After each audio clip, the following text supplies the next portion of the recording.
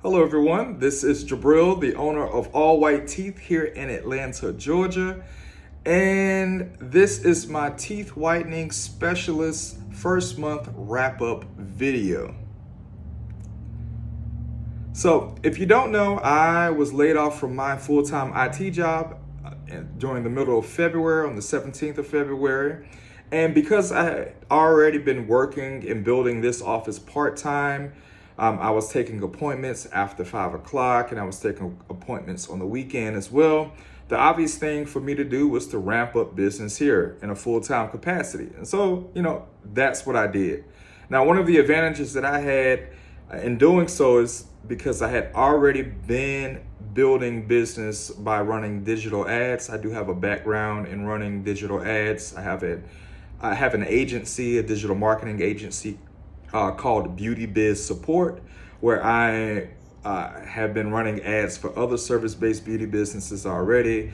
And I was running ads already exclusively on Facebook, not Facebook and Instagram, just on Facebook for myself, right? For my own business, All White Teeth.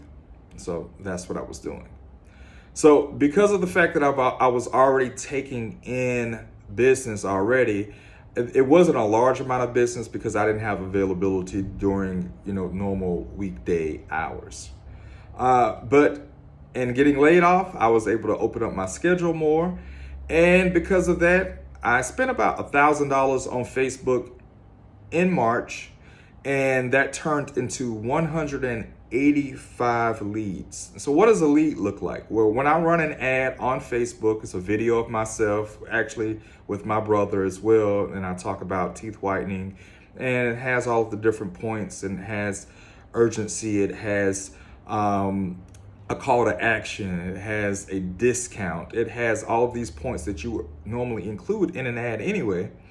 Well, 185 people clicked on that ad. A lot more people clicked on the ad, but 185 people clicked, and then they entered their information into a form that pops up on Facebook.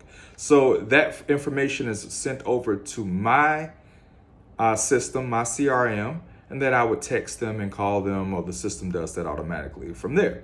So that's considered a lead in my case. So let's talk about the numbers from there. 108 people actually booked an appointment. Very interesting. 108 people out of that 185 booked an appointment. But the crazy part was, and this is the part that I'm still trying to figure out, 64 of those people canceled for some reason. They canceled their appointment. So I was actually able to service and provide teeth whitening services to 44 clients in total in the month of March. That equaled out to $4,343 in revenue and sales, booked sales earned during the month of March.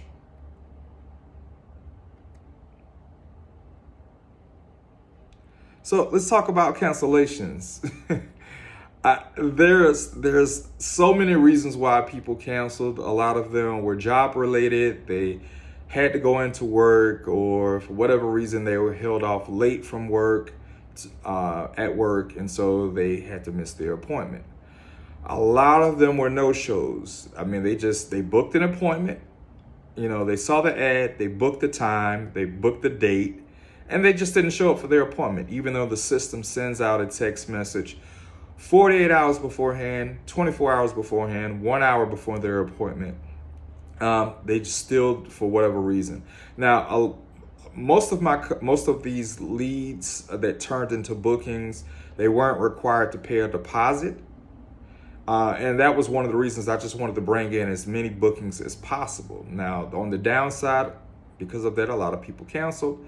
Now, here's the interesting thing. When I actually was mandating a deposit last year, I still had a lot of cancellations for whatever reason, and they just forfeited their deposit. So that's part of the industry, right?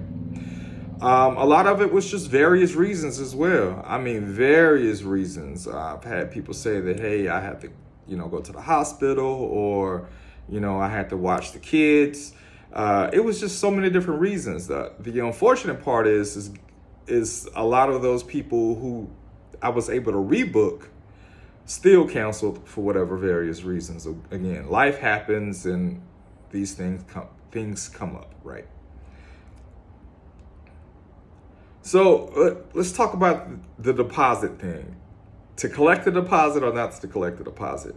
I actually implemented a deposit and my bookings slowed down like a lot. So for whatever reason, as part of the industry here in Atlanta, people don't want to pay a deposit. They want to book, but they don't want to pay a deposit. The downside with that is I don't know who's going to show up and who's not going to show up for the appointment. So that's the thing that I'm actively still trying to search for and figure out. I know how to bring in the leads through the ads. The leads are booking appointments. Like that would have been over 10 to 12.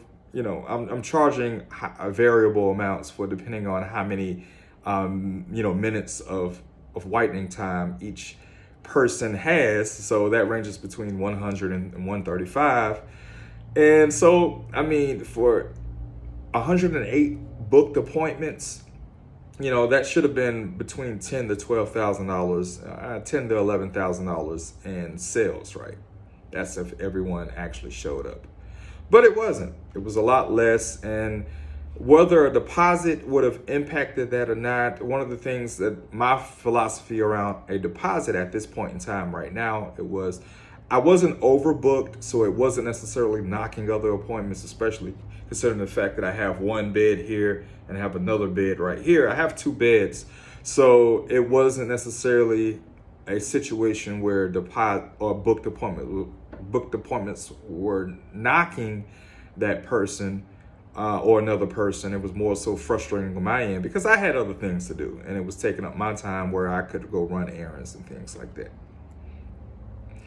So in conclusion, my takeaway is right now, as a lifelong entrepreneur, even though I was working in IT for most of my life, I've been an entrepreneur.